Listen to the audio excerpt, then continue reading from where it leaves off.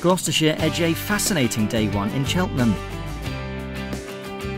Whilst the rest of the counties were concentrating on 20-over cricket, Gloucestershire and Sussex turned their attentions back to the red ball game as they met at the College Ground in Cheltenham. The visitors arrived with designs on closing the gap on the top three in the battle for promotion, while Gloucestershire would be hoping that they could carry some of their white ball form into the four-day game. With the sun shining down on the College Ground, it was Sussex captain Ben Brown who won the toss and elected to bat. In near-perfect conditions, the Sussex openers, Luke Wells and Philip Salt, set about the Gloucestershire attack. Salt was the more aggressive of the pair, bringing up his 50 off just 45 deliveries.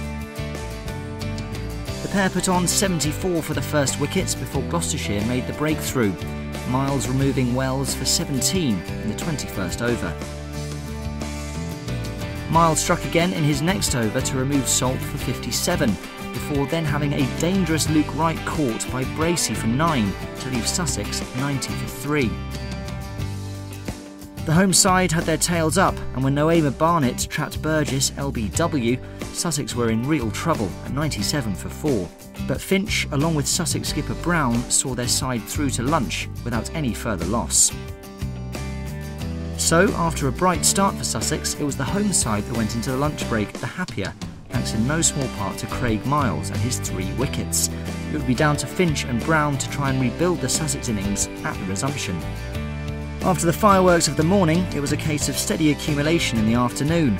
Both Finch and Brown watchful in their approach, but always ready to put away any bad balls served up by the Gloucestershire attack. Finch brought up his 50 in the 53rd over, with Brown doing the same in the next. Finch brought up the 100 partnership with a boundary off Miles as he looked to accelerate the run rate. But the partnership was broken shortly before the tea interval, when Brown holed out to Higgins off the bowling of Drissel, and there was still time enough in the session for Gloucestershire to pick up another wicket. Newman Visa out LBW to Noema Barnett to the final delivery before tea to leave Sussex 219 for 6.